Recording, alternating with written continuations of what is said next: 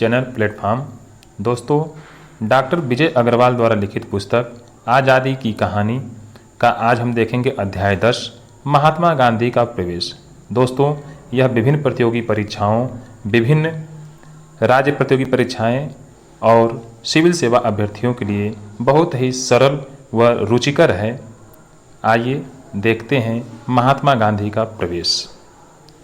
सन 1915 में जब महात्मा गांधी दक्षिण अफ्रीका से भारत लौटे तब वे 46 वर्ष के थे। वे करीब 22 वर्ष तक दक्षिण अफ्रीका में रहे। उस समय दक्षिण अफ्रीका पर ब्रिटेन का ही अधिकार था। वहाँ के गोरे अंग्रेज काले लोगों के विरुद्ध भेदभावपूर्ण नीति अपनाते थे। महात्मा गांधी सबसे पहले दक्षिण अफ्रीका की नस्लवादी नीतियों के विरुद्ध संघर्ष में जुट गए। वहाँ उनको काफ़ी समय तक सफलता भी मिली। सत्याग्रह और अहिंसा जैसे साधनों के प्रयोग उन्होंने दक्षिण अफ्रीका में ही किए। हालांकि इस समय भारत के स्वतंत्रता आंदोलन से उनका कोई सीधा संबंध नहीं था, किंतु भारतीय नेता दक्षिण अफ्रीका में गांधी जी द्वारा किए जाने वाले संघर्ष से परिचित थे। इसलिए जब गांधी जी भारत लौटे तो उन्हें किसी को अपने परिचय देने की आवश्यकता नहीं पड़ी। भारत लौटने के 1 साल के अंदर ही उन्होंने सबसे पहले अहमदाबाद में साबरमती आश्रम की स्थापना की। ऐसा उन्होंने इसलिए किया क्योंकि वे चाहते थे कि स्वतंत्रता आंदोलन में शामिल होने से पहले देश की स्थितियों की अच्छी तरह से जानकारी प्राप्त कर ली जाए। गोपाल कृष्ण गोखले ने भी उन्हें ऐसा करने की सलाह दी थी। साथ ही वे यह चाहते थे कि वे अपने लिए कुछ ऐसे लोगों को तैयार करें जो उनकी नीतियों के अनुसार काम कर सकें। इसलिए उन्होंने आश्रम की स्थापना की और वहाँ सत्य और अहिंसा के आदर्शों की शिक्षा दी जाने लगी। स्वयं गांधी जी रेल के 3रे दर्जे में सफ़र करते हुए देश भर में घूम घूम कर उसके मर्म का जायजा लेने लगे। चंपारण सत्याग्रह। अभी गांधी जी को भारत आए 2 ही वर्ष हुए थे। उन्हें बिहार के चंपारण जिले में जाना पड़ा। यहाँ की समस्या बहुत पुरानी थी। वहाँ के गोरे बागान मालिकों ने किसानों से एक ऐसे करार पर दस्तखत करा लिए थे जिसके अनुसार किसानों को अपनी जमीन के 3/20वें हिस्से पर नील की खेती करना अनिवार्य था। चूंकि किसानों को इससे तनिक भी लाभ नहीं होता था, इसलिए किसान इस अनुबंध से मुक्त होना चाहते थे। लेकिन गोरे मालिक इस बात के लिए तैयार नहीं थे। भारत के लोग दक्षिण अफ्रीका में गांधी जी द्वारा छेड़े गए आंदोलनों से परिचित थे। इसलिए चंपारण के किसानों ने अपनी स्वतंत्रता के लिए गांधी जी को बुलाने का फैसला किया। गांधी जी शुरू में थोड़ा झिझके, किंतु किसानों के बार बार आग्रह करने के कारण अंत में 1917 में वहां जाने को तैयार हो गए। गांधी जी जैसे ही चंपारण पहुंचे वैसे ही कमीशन ने उन्हें वहां से तुरंत चले जाने का आदेश दिया। लेकिन गांधी जी ने यह आदेश मानने से साफ साफ इनकार कर दिया। गांधी जी का यह निर्णय भारत के नेताओं को चौंकाने वाला था। गांधी जी की नीति यह थी कि यदि उन्हें गिरफ्तार कर लिया गया तो इससे चंपारण के लोगों में आक्रोश फैल जाएगा, जिसके कारण अंग्रेज सरकार परेशान होगी और यदि गिरफ्तार नहीं किया गया तो वे अपना काम कर सकेंगे। दोनों ही स्थितियों में उन्हें फायदा था। अंग्रेज सरकार गांधी जी की इस नीति को ताड़ गई। फलस्वरूप उसने अपना आदेश वापस लेकर गांधी जी को गांव में जाने की अनुमति दे दी। भारत पहुंचने के बाद गांधी जी की यह पहली जीत थी। अब गांधी जी राजेंद्र प्रसाद, महादेव देसाई तथा JB कृपलानी जैसे महत्वपूर्ण नेताओं के साथ मिलकर अपने काम में लग गए। वे गांव-गांव जाते और वहां से किसानों के बयान दर्ज करते। उन्होंने करीब 800 किसानों के बयान दर्ज किए। स्थिति को देखकर अंग्रेज सरकार ने भी एक जांच आयोग बिठा दिया। गांधी जी उसके सदस्य बन गए। उन्होंने आयोग को यह समझाया कि नील की खेती पद्धति समाप्त की जानी चाहिए।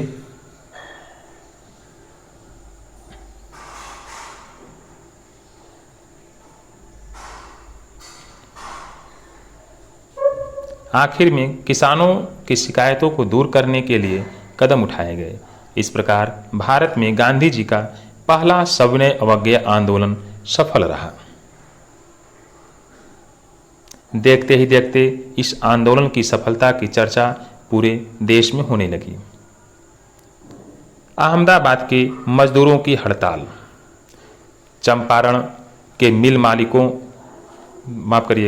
चंपारण आंदोलन के एक साल बाद ही गांधी जी को अहमदाबाद के मिल मालिकों और मजदूरों के बीच चल रहे तनाव में हस्तक्षेप करना पड़ा। समस्या यह थी कि वहाँ के मिल मालिक और मजदूरों के बीच प्लेग के समय दिए जाने वाले बोनस को लेकर गतिरोध पैदा हो गया था। मालिकों का कहना था कि जब प्लेग समाप्त हो गया है तो प्लेग संबंधी बोनस दिए जाने का कोई सवाल नहीं उठता, जबकि मजदूरों का कहना था कि प्रथम विश्व युद्ध के कारण महंगाई बहुत बढ़ गई है, इसलिए उन्हें बोनस मिलता रहना चाहिए। ब्रिटिश सरकार ने इस बारे में गांधी जी से हस्तक्षेप करने के लिए कहा। गांधी जी ने दोनों पक्षों को समझाकर इस बात के लिए तैयार किया कि इस मामले को न्यायालय को सौंप दिया जाए, लेकिन बाद में मालिकों ने हड़ताल का बहाना करके इससे अपने को अलग कर लिया। इससे गांधी जी को बहुत दुख हुआ। फलस्वरूप उन्होंने मजदूरों को हड़ताल करने के लिए कहा। उनकी 35% बोनस दिए जाने की मांग की वकालत की। इस मामले में गांधी जी ने खुद अनशन किया। स्थिति को देखते हुए मिल मालिक झुके और मामले को न्यायालय को सौंपने के तैयार हो गए। बाद में न्यायालय ने 35% बोनस देने का निर्णय सुनाया। इस प्रकार इस आंदोलन में भी गांधी जी सफल रहे। पहले आंदोलन ने उन्हें किसानों का हितैषी बना दिया था, तो इस दूसरे आंदोलन में उन्हें मजदूरों का हितैषी घोषित कर दिया। खेड़ा सत्याग्रह, यह गांधी जी का तीसरा आंदोलन था। गुजरात के खेड़ा जिले के किसानों की फसल नष्ट हो गई थी। इसके बावजूद सरकार उनसे मालगुजारी वसूल कर रही थी। किसानों की मांग थी मालगुजारी माफ कर दी जाए, लेकिन सरकार यह बात नहीं मान रही थी। गांधी जी ने अन्य कुछ नेताओं के साथ मिलकर जांच पड़ताल के बाद यह निष्कर्ष निकाला कि किसानों की मांग जायज़ है। उन्होंने किसानों से कहा कि वे लगान न दें और सरकार की दमनकारी नीतियों के विरुद्ध जुझारू संघर्ष करें। किसानों पर इसका प्रभाव पड़ा। इसी बीच स्थिति को देखकर सरकार ने भी यह निर्देश दिया कि लगान उन्हीं से वसूल किया जाए जिनकी आर्थिक स्थिति लगान देने लायक हो। गांधी जी यही चाहते थे। इस प्रकार कठिन संघर्ष के बिना ही गांधी जी का यह आंदोलन सफल हो गया। इन तीनों आंदोलनों ने गांधी जी को राष्ट्रीय स्तर पर लोकप्रिय बना दिया। उन्हें लोग श्रद्धा की दृष्टि से देखने लगे। गांधी जी को भी इन आंदोलनों के कारण देश की जनता के नज़दीक आकर उनकी समस्याओं को समझने का मौका मिला। इससे वे अनुमान लगाने में सफल रहे कि भविष्य में अपने आंदोलनों में सफल रहेंगे या नहीं। उन्होंने भारत में अपनी रणनीति किस प्रकार बनानी चाहिए, इन तीनों आंदोलनों के कारण गांधी जी देश की जनता की शक्ति और कमजोरी दोनों से ही परिचित हो चुके थे। रॉलेट एक्ट, सन 1919 में सरकार ने एक ऐसा अधिनियम पारित किया जिसने एक बार फिर से पूरे देश को आक्रोश के भर दिया। भारतीय इतिहास में यह अधिनियम रॉलेट एक्ट नाम से प्रसिद्ध है। यह अधिनियम जिस समिति की रिपोर्ट पर आधारित था उसके अध्यक्ष का नाम रोलट था, इसलिए इसका नाम रोलट एक्ट पड़ा। इस अधिनियम के द्वारा सरकार को युद्ध में दमनकारी शक्तियां प्रदान की गई। चूंकि उस समय प्रथम विश्व युद्ध जारी था, इसलिए सरकार नहीं चाहती थी कि भारत में उसके विरुद्ध कोई भी आंदोलन हो। इस अधिनियम में यहाँ तक व्यवस्था की गई कि किसी भी व्यक्ति को बिना मुकदमा चलाए कैद में डाला जा सकता था। भारतीयों के लिए यह अधिनियम चौंकाने वाला था। इसके विरोध में केंद्रीय विधायिका परिषद के तीनों भारतीय सदस्यों मदन मोहन मालवीय, मोहम्मद अली जिन्ना और मजरूल हक ने त्यागपत्र दे दिया। देखते ही देखते इस अधिनियम के विरोध में सारे देश में आक्रोश फैल गया। चूँकि अब तक गांधी जी लोकप्रिय हो चुके थे, इसलिए उन्हें एक राष्ट्रव्यापी आंदोलन छेड़ने की जिम्मेदारी दी गई। गांधी जी ने एक सभा गठन करके सत्याग्रह शुरू करने का सुझाव दिया।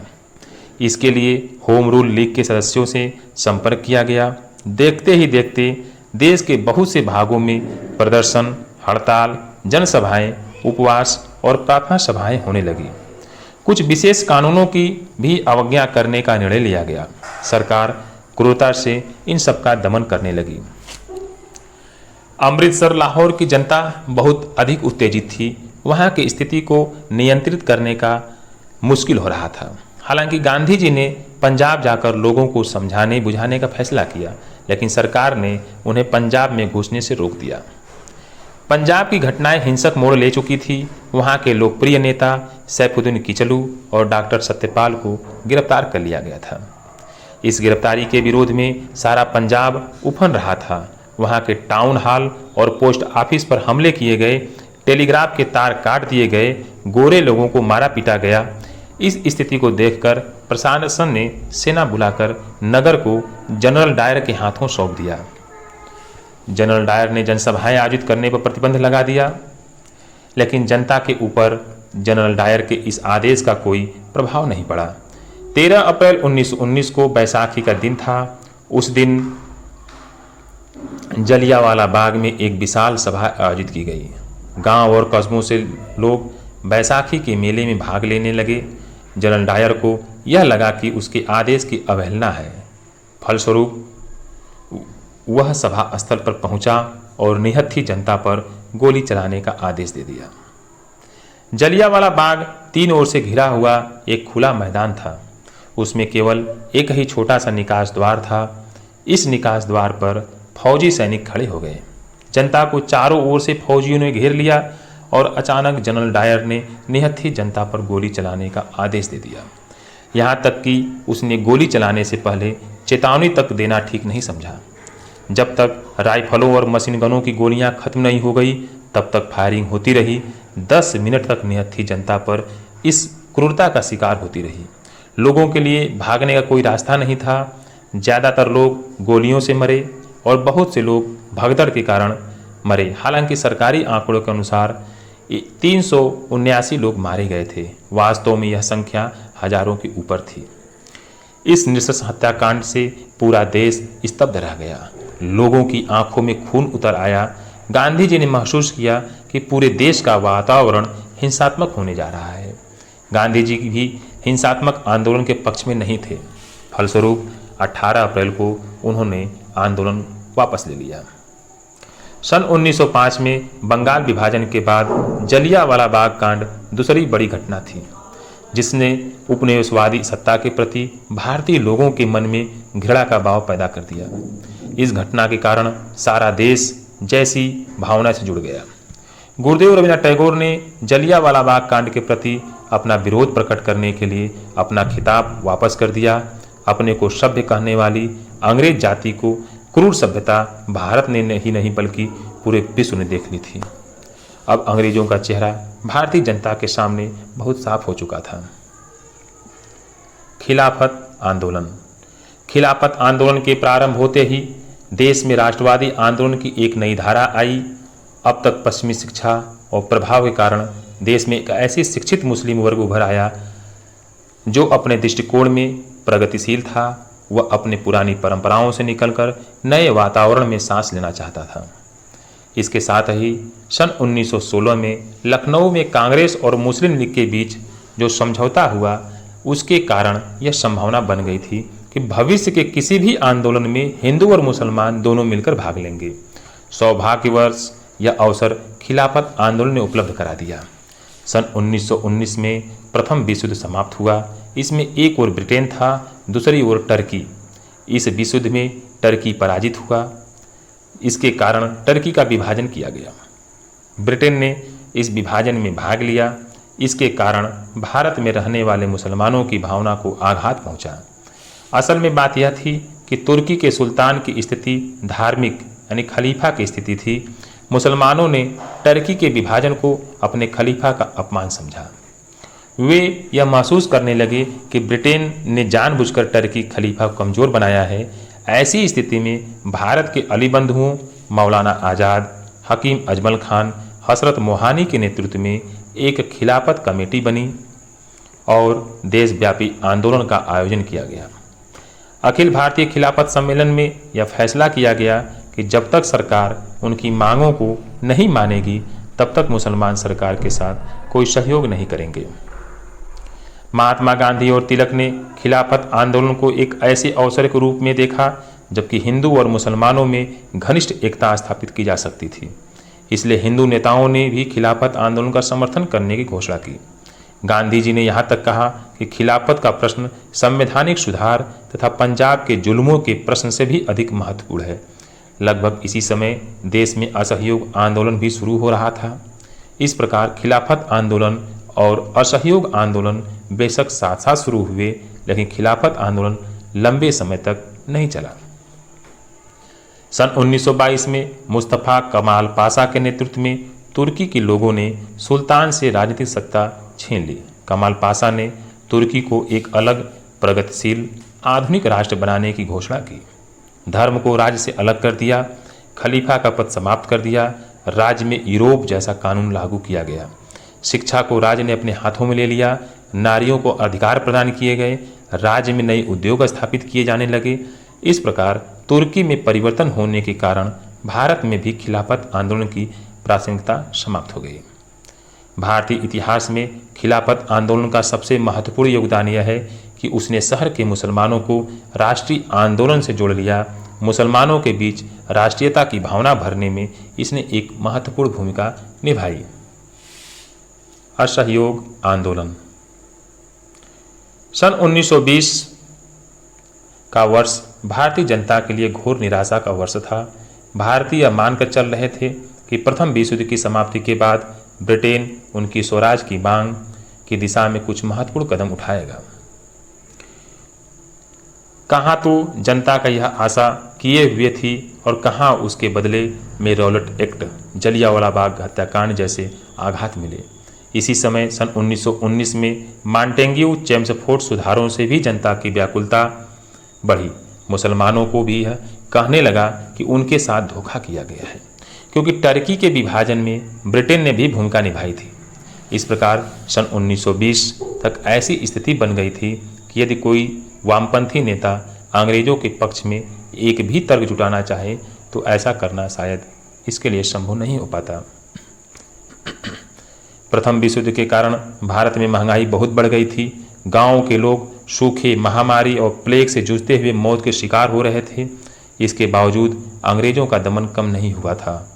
भारतीय नेताओं को यह साफ दिख रहा था कि जनता के अंदर विद्रोह की भावना जोर मार रही है। आवश्यकता सिर्फ उसे एक दिशा देने भर की थी। सन 1920 के एक ऐसे माहौल में इसे नेतृत्व प्रदान करने की जिम्मेदारी गांधी जी ने उठाई। 22 जून 1920 को गांधी जी ने वायसराय को नोटिस देते हुए लिखा कि कुशासन करने वाले शासक को सहयोग देने से इनकार करने का अधिकार प्रत्येक व्यक्ति को है। 1 अगस्त 1920 को दो घटनाएं एक साथ हुई। इसी दिन तिलक का निधन हो गया। उनके निधन पर देश ने शोक मनाया, इसलिए पूरे देश में असहयोग आंदोलन के दिए तले हड़ताल हुए, प्रदर्शन किए गए, प्रार्थना सभाएं की गई, लोगों ने उपवास रखा। यह फैसला किया गया स्कूलों, कॉलेजों और अदालतों का बहिष्कार किया जाएगा। गांधी जी को प्रथम विश्व युद्ध के दौरान अंग्रेज सरकार ने हिंद केसरी का खिताब दिया था, उन्होंने वापस कर दिया। जल्दी ही गांधी जी के इस कार्यक्रम को कांग्रेस ने भी अपना लिया। गांवों और कस्बों में कांग्रेस की समितियां गठित की गई, उन्हें आंदोलन के लिए कहा गया। लाला लाजपत राय के नेतृत्व में पंजाब में शिक्षा का बहिष्कार किया गया। बहिष्कार का एक महत्वपूर्ण पक्ष था विदेशी कपड़े का बहिष्कार करना। आंदोलनकारी कार्यकर्ता घर घर जाकर विदेशी कपड़े इकट्ठे करते और लोगों के बीच उन कपड़ों की होली जला दी जाती थी। गांधी जी के कहने पर लोग घर के अंदर विदेशी कपड़े से बने परिधान, टोपियां, दुपट्टे उतार दिए। विदेशी कपड़ों के बहिष्कार का स्थान जल्दी ही खादी ने ले लिया। अब खादी राष्ट्रीय आंदोलन की पोशाक बन गई। इसी समय शराब की दुकान पर धरना देने का कार्यक्रम बहुत अधिक लोकप्रिय हुआ। विशेषकर महिलाएं शराब की दुकानों के सामने धरना देकर बैठ जाती। अब कोई व्यक्ति शराब खरीदने आता तो उससे ऐसा न करने का अनुरोध करती। इसके कारण सरकार का बहुत आर्थिक नुकसान हुआ। आंदोलन के लिए धन इकट्ठा करना बहुत जरूरी था। इसके लिए तिलक स्वराज फंड की स्थापना की गई, जिसमें देखते ही देखते 1 करोड़ रुपए से भी अधिक धन इकट्ठा हो गए। कांग्रेस के सदस्यों की संख्या भी 50 लाख पहुंच गई। कांग्रेस की सदस्यता के लिए उम्र की सीमा 21 वर्ष से घटाकर 18 वर्ष कर दी गई। कांग्रेस के सदस्यों से वार्षिक चंदे के रूप में 4 आने लेने की व्यवस्था की गई। इसी समय हजारों छात्रों ने सरकारी स्कूल छोड़कर राष्ट्रीय स्कूलों में प्रवेश लिया। जामिया मिलिया इस्लामिया, बिहार विद्यापीठ, काशी विद्यापीठ और गुजरात विद्यापीठ आदि शैक्षणिक संस्थाओं की स्थापना की गई। इनका मूल उद्देश्य छात्रों में राष्ट्रीयता की भावना पैदा करना था। अपने विरुद्ध आक्रोश का बहाव देखकर ब्रिटिश सरकार ने एक नया फैसला किया। उसने ब्रिटिश राज सिंहासन के उत्तराधिकारी प्रिंस ऑफ वेल्स से यह अनुरोध किया कि वे भारत आएं ताकि भारत की जनता और राजाओं के मन में राज सिंहासन के प्रति निष्ठा पैदा की जा सके। प्रिंस ऑफ वेल्स ने यह अनुरोध स्वीकार कर लिया। 17 नवंबर 1921 को वे पानी के जहाज द्वारा बंबई पहुंचे। सरकार ने उनके स्वागत के लिए समुद्र किनारे गेटवे ऑफ इंडिया बनाया, लेकिन अंग्रेजों की यह नीति सफल नहीं हो सकी।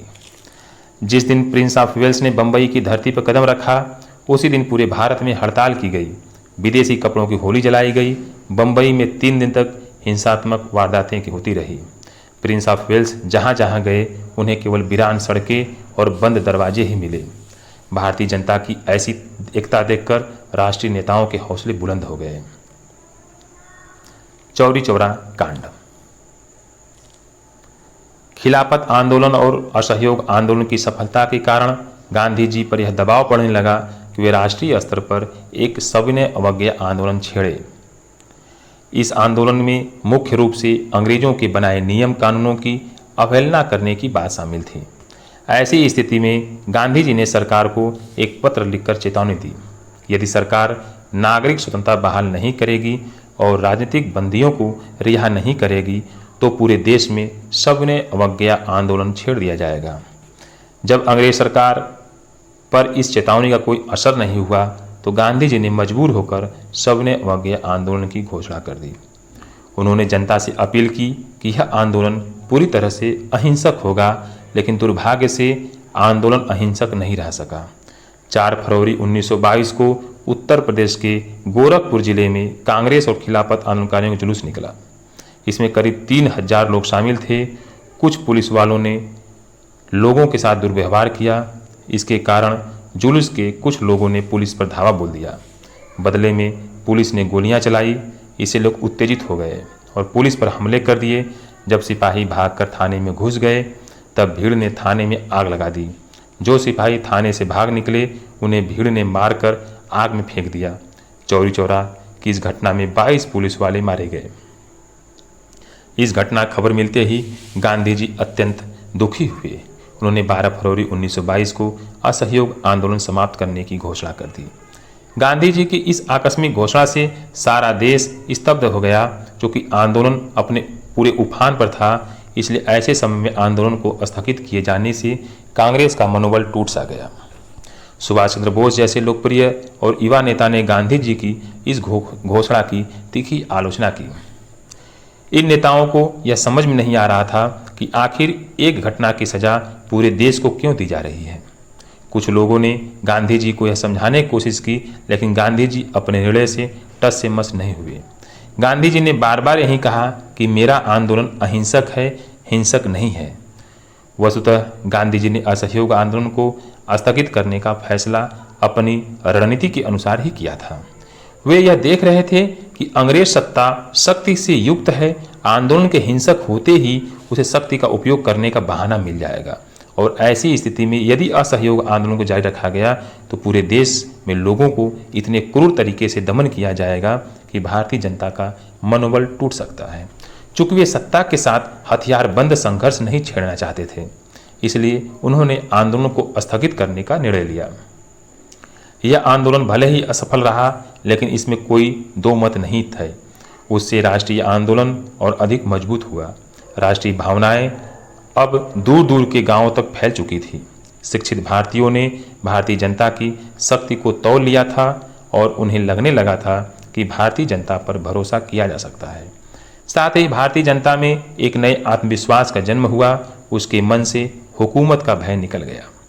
निश्चित रूप से यह आंदोलन स्वतंत्रता प्राप्ति की दिशा में एक लंबा कदम था।